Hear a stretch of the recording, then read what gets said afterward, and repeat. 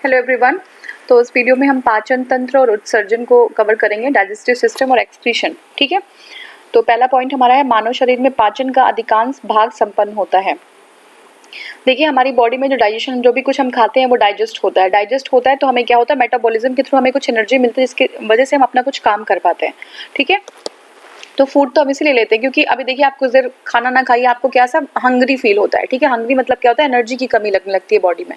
ठीक है, तो ये जो हमारी बॉडी होती है उसमें डाइजेशन जो होता है, हम खाना खाते हैं उसका डाइजेशन छोटी आंत में सबसे ज्यादा होता है। Most of the part of the digestion ये जो है हमारी छोटी आंत में, स्मॉल इंटेस्टाइन में होता है। ठीक है, अब देखिए मनुष्य की मुख गुहा में पाचन होता है कार्बोहाइड्रेट्स का। इंपॉर्टेंट है, याद रखिएगा। जो मुख गुहा होती है एक बार देख लीजिए यहाँ पे। तो देखिए जो इंटेस्टाइन होता है, स्मॉल, देखिए ये लार्ज इंटेस्टाइन है। ठीक है, ये लार्ज इंटेस्टाइन है, ये बड़ा सा जो है इधर सबसे बाहर की कवरिंग है। और ये जो छोटा छोटा नीचे है बहुत, ये जो है कैसी होती है, ये जो है टैंगल्ड होती है। वो अगर इसको आप खोल दीजिए तो ये बहुत बड़ा हो जाता है। ठीक है, तो ये स्मॉल इंटेस्टाइन होता है, इसी में जो है मैक्सिमम पाचन होता है। ठीक है, अब देखिए माउथ वाला जो पार्ट है, देखिए माउथ में जैसे ही खाना मुंह में जाता है वहां पे पाचन शुरू हो जाता है। और पाचन जो है कहाँ पे, माउथ में किस चीज का पाचन होता है, वो आपका कार्बोहाइड्रेट्स का होता है। अच्छे एग्जाम्स में क्वेश्चन पूछे जाते हैं कि माउथ में पाचन होता है या नहीं होता है। ठीक है, तो माउथ में बिल्कुल आप मुंह में डालते खाना, वहां से पाचन स्टार्ट हो जाता है आपका। तो माउथ में कार्बोहाइड्रेट का पाचन होता है। ठीक है ना, कार्बोहाइड्रेट बचता है माउथ में। या फिर ऐसे ऑप्शन दे देगा कि क्या चीज माउथ में जो है पाचन किस चीज का हुआ, तो कार्बोहाइड्रेट का। लार सहयोग करती है स्टार्च को पचाने में। ठीक है, लार जो होती है वो सहयोग किस चीज के लिए करती है, स्टार्च को पचाने में। मानव वृक्क के कार्य से संबंधित निम्न कथनों पर विचार कीजिए। तो वृक्क में उत्सर्ग अपनयन के पश्चात जो स्वच्छ रक्त वृक्कीय धमनी से वापस जाता है बोमन संपुट, ठीक है, से निस्यंदित द्रव लघु नलिकाओं से गुजरता है और जहाँ पे अधिकांश ग्लूकोज का पुनरावशोषण हो जाता है और वृक्कीय शिरा में रक्त के पास वापस भेजा जाता है। तो देखिए दूसरा वाला सही है, आपका जो है पहला वाला गलत हो जाएगा। देखिए बोमन संपुट एक बोमन्स कैप्सूल होता है। ठीक है, बोमन्स कैप्सूल होता है, इससे निष्पादित द्रव्य लघु नलिकाओं से गुजरता है। तो ये जो बोमन्स कैप्सूल होता है, एक बार देख लीजिए बोमन्स कैप्सूल कैसा होता है। बोमन्स कैप्सूल एक बार देख लेते हैं।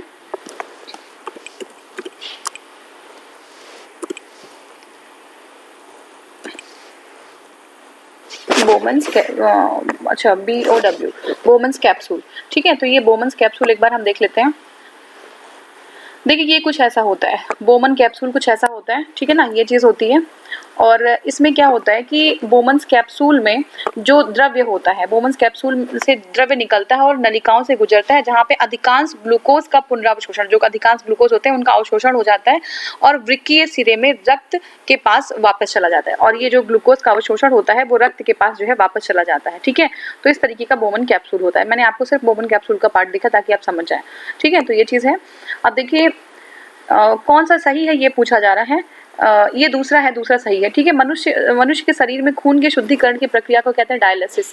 ठीक है, अगर बॉडी हमारी खुद से डायलिसिस नहीं कर पाती है तो एक प्रोसेस होता है डायलिसिस का, बहुत पेनफुल प्रोसेस होता है ये डायलिसिस का। आप देखे होंगे बहुत सारे लोग डायलिसिस कराने के लिए जो है बाहर जो है जाते हैं, हॉस्पिटल्स में जाते हैं, उनका डायलिसिस एक्सटर्नल लेवल पे होता है। तो वो जो है आपका ब्लड की शुद्धिकरण, ठीक है, ब्लड की शुद्धिकरण के लिए डायलिसिस होता है। शरीर में सारा जो है शरीर में सारा रक्त किडनी के माध्यम से शुद्ध होता है। ठीक है, ये सही है। ठीक है, किडनी हमारे जो है क्या करती है, शरीर के ब्लड को क्लियर करती है। डायलिसिस संबंधित है किस चीज से, तो डायलिसिस जो हमारा है वृक्क से संबंधित है, वृक्क से संबंधित है डायलिसिस। यूरिया रक्त के से पृथक किया, यूरिया जो है रक्त से पृथक किया जाता है गुर्दे के द्वारा। ठीक है, गुर्दे के द्वारा। तो गुर्दा होता है, अगर वो ना रहे तो यूरिया जो है रक्त से पृथक करना मुश्किल हो जाएगा। वृक्क से औसत रक्त प्रवाह होता है 1200 सीसी प्रति मिनट। एक मिनट में 1200 सीसी रक्त जो है फ्लो करता है वृक्क से। ठीक है, अब देखिए अपोहक जिसके कार्य संपादन हेतु प्रयुक्त होता है वह है वृक्क। ठीक है, जब वृक्क कार्य करना बंद कर देता है तो जमा क्या हो जाता है, तो जो है रक्त में नाइट्रोजन अपशिष्ट हो जाता है। तो मैंने अभी बताया था कि जो वृक्क होता है वो डायलिसिस से संबंधित है वृक्क। ठीक है, हमारी किडनी। और इसके बाद जो है अगर वृक्क हमारा वृक्क की फंक्शनिंग बंद हो जाती है तो क्या होता है कि जो हमारा ब्लड होता है उसमें नाइट्रोजन अपशिष्ट जो है बहुत ज्यादा हो जाता है। एंजाइमों के संदर्भ में क्या सही है, तो वे जैविक उत्प्रेरक होते हैं। बिल्कुल सही बात है, जैविक उत्प्रेरक होते हैं ये। वे शरीर में उसी स्थान पर अपना कार्य करते हैं जहाँ ये उत्पादित होते हैं। ये भी सही है, टारगेटेड होता है, एंजाइम टारगेटेड होता है। एंजाइम जो है, जैसे मान लीजिए कोई रिएक्शन चल रहा है, A+B+C+D इज इक्वल टू जो भी है आपका, तो एंजाइम, आप मुझे ये बता दीजिए कि एंजाइम जो एरो होता है वो एक तरफ होता है या एंजाइम जो है दूसरी तरफ भी रिवर्स हो सकता है। ठीक है, ये एंजाइम का कैसा ये जो उत्प्रेरक का कार्य करते हैं वो यूनिडायरेक्शन होता है या बाई डायरेक्शन होता है, ये मैं पूछ रही हूँ आपसे। ठीक है, नेक्स्ट हमारा है मानव गुर्दे का सामान्य कार्य क्या है। मानव गुर्दे का सामान्य कार्य क्या है? देखिए, रक्त में जल की मात्रा का नियंत्रण, यूरिया को छानकर बाहर कर देना और कई हार्मोनों का श्रावण करना। तो मानव का गुर्दा जो है बहुत सारे हार्मोन्स को सिक्रेट करता है, जल की मात्रा को कंट्रोल कर लेता है, यूरिया को जो है हमारा छान के बाहर कर देता है। पित्ताशय में उपस्थित जो पत्थर होता है वो प्रभावित क्या करता है? वसा के पाचन को। ठीक है, पित्ताशय जो होता है, गॉल ब्लैडर होता है, उसमें जो अगर स्टोन होता है ना, तो स्टोन की वजह से जो वसा होता है, ठीक है, वसा जो होता है, जो फैट्स होते हैं, उनका जो है डाइजेशन सही से नहीं हो पाता है। ठीक है, तो ये चीज़ है। अब देखिए, अभिकथन है और कथन है। मानव शरीर सेलुलोज के पाचन में असक्षम है। ठीक है, मानव शरीर सेलुलोज के पाचन में असक्षम है। मानव शरीर में स्टार्च अपघटक एंजाइम डायस्टेस विद्यमान होता है। तो बिल्कुल सही है कि हमारा जो है सेलुलोज हम नहीं पचा पाते। हम घास खाएंगे, पचा पाएंगे? बिल्कुल नहीं पचा पाते, इसीलिए इसको कहते हैं सेलुलोज की मात्रा होना जरूरी है थोड़ी बहुत बॉडी में। क्यों? क्योंकि उससे हमारा डाइजेस्टिव सिस्टम सही रहता है, जो चीजें होती है वो हमारा जो डाइजेशन है वो पूरा सिस्टम क्लीन हो जाता है, क्योंकि हम पचा नहीं पाते और वो हमारा बाहर चला जाता है, तो वो सिस्टम क्लीन हो जाता है। इसलिए सेलुलोज का जो पाचन हम नहीं कर पाएंगे। ठीक है, ये देखिए गाय होती है, वो देखिए खाती हैं, बकरियां खाती हैं, वो तो सेलुलोज का पाचन कर सकती हैं। मानव शरीर में स्टार्च अपघटक एंजाइम डायस्टिस विद्यमान रहता है, ये भी सही है। ये हो गया आपका। अब नेक्स्ट हमारा मानव वृक्क अश्मरी किडनी स्टोन। ठीक है, अश्मरी को शायद स्टोन बोलते होंगे हिंदी में। तो मानव वृक्क अश्मरी यानी कि किडनी स्टोन में पाया जाने वाला प्रमुख रासायनिक यौगिक है कैल्शियम ऑक्जेलेट। ये बहुत ही फेमस क्वेश्चन है। कैल्शियम ऑक्जेलेट जो है से जो है क्या बनता है? स्टोन बनता है। ठीक है, स्टोन बनता है। मानव गुर्दे में बनने वाली पथरी प्राय होती है कैसे? कैल्शियम ऑक्जेलेट की होती है, बिल्कुल कैल्शियम ऑक्जेलेट की होती है। अब कथन है और कारण है। मानव शरीर में यकृत वसा के पाचन में महत्वपूर्ण भूमिका निभाते हैं। मानव शरीर जो है यकृत या वसा के पाचन में महत्वपूर्ण भूमिका निभाते हैं। यकृत दो महत्वपूर्ण वसा पाचक एंजाइम को उत्पन्न करते हैं। ठीक है, तो देखिए मानव शरीर में जो यकृत होता है वो जो है वसा के पाचन में महत्वपूर्ण भूमिका निभाते हैं, ये सही है। लेकिन मानव शरीर से दो वसा जो है पाचक एंजाइम उत्पन्न होता है, ये जो है हमारा गलत है। ठीक है ना, ये गलत है। अब इसको डिटेल में हम तभी कर पाएंगे जब हम पूरा जो है सिस्टम देखेंगे। ठीक है ना, और ये जो है 12th क्लास के एनसीईआरटी में बहुत ही अच्छे तरीके से दिया हुआ है।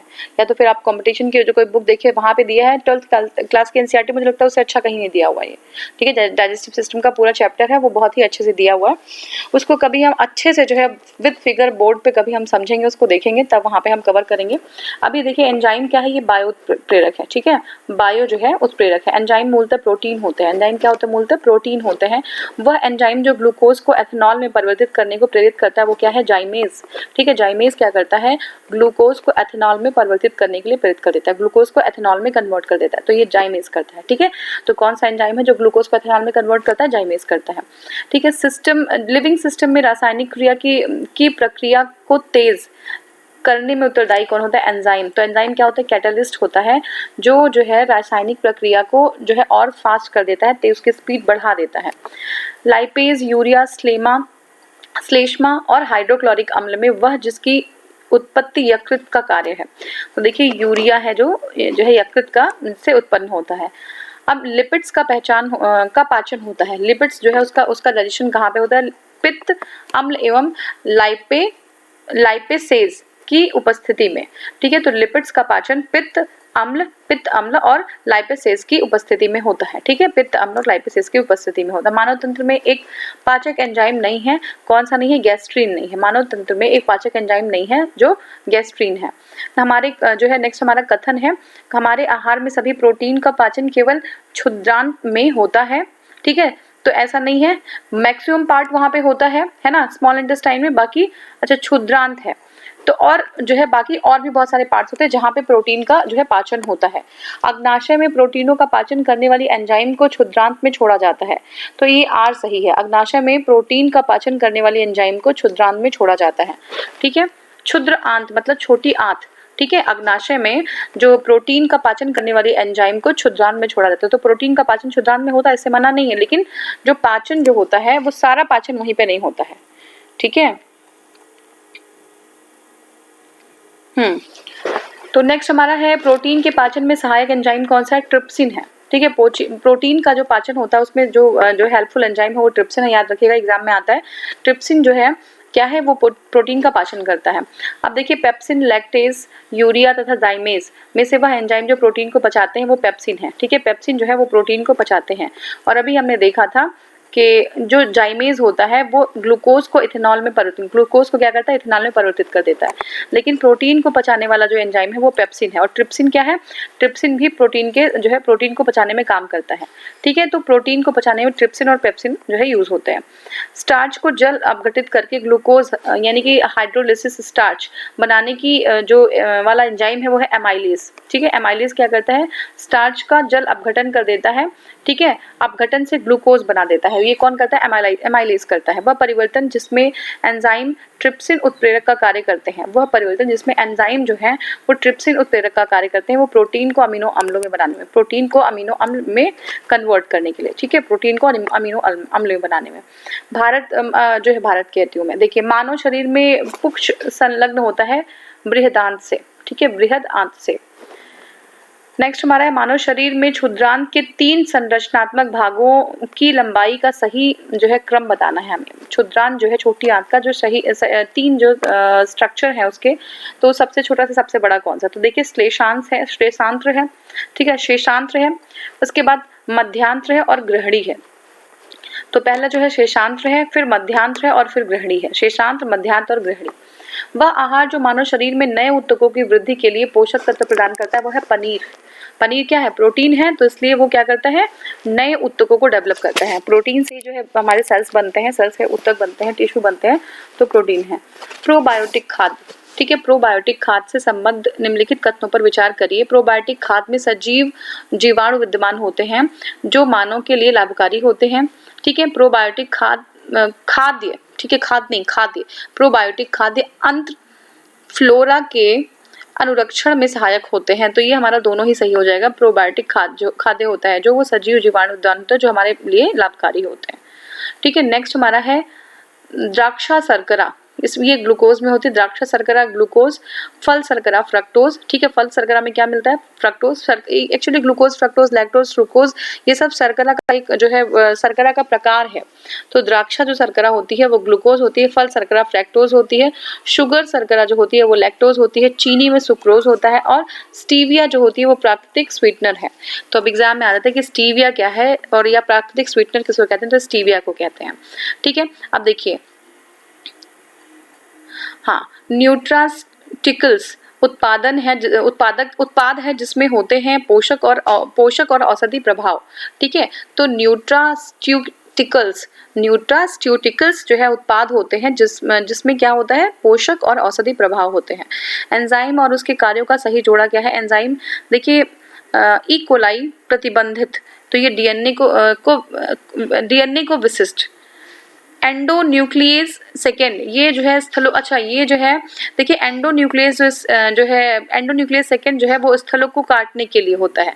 ठीक है, एंडोन्यूक्लियस स्थल जो स्थलों को काटने के लिए हम जैसे जो है कोई टेक्नोलॉजी यूज करते हैं तो क्या करते हैं, हमें कोई चीज काट के दूसरी चीज लगानी होती है तो एंडोन्यूक्लियस सेकेंड का यूज कर लेते हैं हम लोग। ठीक है, अब नेक्स्ट हमारा है प्रकाश संश्लेषण। ठीक है, फोटोसिंथेसिस। ठीक है, फोटोसिंथेसिस क्या है? देखिए हरे पौधे में प्रकाश संश्लेषण की क्रिया में क्या होता है? कार्बन डाइऑक्साइड लेते हैं और ऑक्सीजन छोड़ देते हैं, सबको पता है ये। प्रकाश संश्लेषण में पौधों द्वारा यूज की जाती है CO2। प्रकाश संश्लेषण के लिए आवश्यक नहीं है क्या? ऑक्सीजन तो उत्पाद होता है, वो आवश्यक नहीं होता। ऑक्सीजन को जो प्रकाश संश्लेषण से उत्पन्न होता है वो है जल से। ठीक है, H2O होता है ना, तो जल को तोड़ दिया जाता है ना, जल को तोड़ देते हैं और हाइड्रोजन जो है अलग हो जाता है, जल जो है हमारा उत्पाद के रूप में सामने आ जाता है। पौधों द्वारा तीव्र अवशोषण होता है किसका? नीला और लाल प्रकाश का। ये इंपॉर्टेंट है, ध्यान रखिएगा। पौधे जो है अवशोषित करते हैं नीला और लाल प्रकाश। अब एक बात बताइए आप कि अगर वही जो सन में कई जो रेज होती है वो कई पार्ट में डिवाइडेड होती है ना, तो लाल और नीला प्रकाश उसमें से ले लिया जाता है। ठीक है, अब सोचिए कि अगर सूर्य का प्रकाश ना हो, घर में ही जो है बैठ के कोई लाल और नीला प्रकाश अगर आप उत्पन्न कर देते हैं तो क्या फोटोसिंथेसिस की प्रक्रिया होगी? ये बताना है आपको, क्या फोटोसिंथेसिस की प्रक्रिया होगी इस सिचुएशन में। ठीक है, तो ये हो गया आपका। तो इसका आंसर आप देख सकते हैं मुझे। पृथ्वी पर अधिकांश ऑक्सीजन उत्पादित होती है शैवालों से। ठीक है, शैवाल से। है ना, जो एल्गा होते हैं उनसे जो है अधिकांश जो है ऑक्सीजन उत्पादित होती है।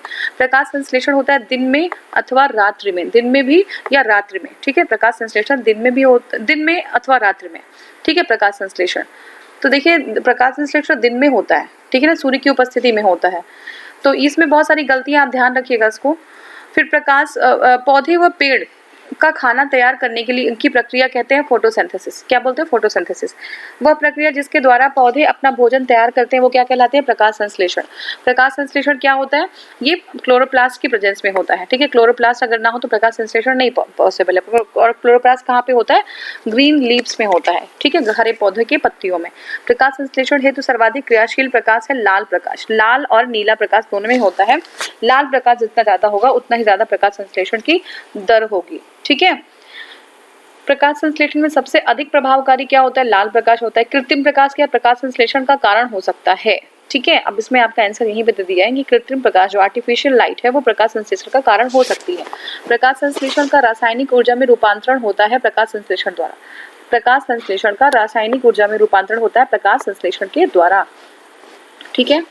अब जो है हम क्या कर सकते हैं, वह प्रक्रम जो प्रकाश संश्लेषण में सम्मिलित है, ठीक है, वह प्रक्रम कौन कौन सा है? प्राप्तम ऊर्जा स्थितिज ऊर्जा में परिवर्तित ऊर्जा में परिवर्तित होती है और संचित हो जाती है, ठीक है। तो देखिए जो ऊर्जा में मिलती है वो स्थितिज ऊर्जा में कन्वर्ट हो जाती है और वो एक जगह जो है संचित हो जाती है, ठीक है। अधिकतम कुशलता पूर्वक और सौर को रासायनिक ऊर्जा में परिवर्तित करता है क्लोरेला, ठीक है। क्लोरेला जो होता है वो क्या करता है? अधिकतम जो है कुशलता पूर्वक सौर ऊर्जा को रासायनिक ऊर्जा में परिवर्तित कर देता है, क्लोरेला होता है। प्रकाश संश्लेषण जल का अवशोषण, पोषक तत्वों का अवशोषण तथा पौधों को सहारा प्रदान करने में से पौधों की जड़ों का कार्य नहीं है, ठीक है। तो पौधों की जड़ों का कार्य फिर से समझिए, प्रकाश संश्लेषण, जल का अवशोषण, ठीक है, और पोषक तत्वों का अवशोषण और पौधों को सहारा प्रदान करना, इसमें से जो है जड़ का कौन सा काम नहीं है? तो ऑब्वियस सी बात है जड़ का काम नहीं है प्रकाश संश्लेषण। ये जो है काम है आपके पत्तों का, जो क्लोरोफिल की प्रेजेंस में ये प्रकाश संश्लेषण हो पाता है, जड़ का काम नहीं है इसमें। बाकी पोषक तत्व लेना, पानी लेना, ये सब जड़ का काम है, पौधों को एक जो है सहारा प्रदान करना ताकि पौधे खड़े हो पाए, ठीक है। अब देखिए हरे पौधों द्वारा प्रकाश संश्लेषण प्रक्रिया में प्रयुक्त ऊर्जा का रूपांतरण होता है रासायनिक ऊर्जा में, ठीक है। हरे पौधों द्वारा प्रकाश संश्लेषण की प्रक्रिया में जो पौधे होते हैं प्रकाश संश्लेषण की प्रक्रिया में प्रयुक्त और सौर ऊर्जा और रूपांतरण होता है रासायनिक ऊर्जा में, ठीक है। तो प्रकाश संश्लेषण जो सौर ऊर्जा होती है उसको कन्वर्ट कर दिया जाता है केमिकल एनर्जी में, रासायनिक ऊर्जा में। अब देखिए प्रकाश लाल प्रकाश का तरंगदैर्घ्य सबसे अधिक होता है जबकि बैंगनी प्रकाश का तरंगदैर्घ्य सबसे कम होता है। बिल्कुल याद रख लीजिएगा जो लाल प्रकाश का तरंगदैर्घ्य होता है वो सबसे अधिक होता है, ज्यादा होता है, बहुत ज्यादा होता है, ठीक है। लेकिन जो बैंगनी प्रकाश होता है उसका तरंगदैर्घ्य सबसे कम होता है, ठीक है। तो लाल प्रकाश का तरंगदैर्घ्य सबसे ज्यादा होता है और बैंगनी प्रकाश का तरंगदैर्घ्य सबसे कम होता है, ठीक है। जब किसी वृक्ष की छाल वृक्ष के आधार के पास से गोलाकार चारों तरफ से काट दी जाती है तो यह वृक्ष धीरे धीरे सूख कर मर जाता है क्योंकि जड़ें ऊर्जा से वंचित हो जाती हैं। अब इतना ही नहीं, आप काट तो दे रहे हैं तब तो वो मर ही जाएगा। आप कहीं नर्सरी से लेके आ रहे हैं, जड़ का अगर कहीं भी रोम जो है रोम वो ज्यादा डैमेज हो जाता है तो आपका पौधा लगता ही नहीं, ठीक है। इसलिए आप देखे होंगे कि आप जब भी पौधा लेके आते हैं तो मिट्टी के साथ लेके आते हैं उसको, ताकि जड़ें जो है सुरक्षित हो रह पाए।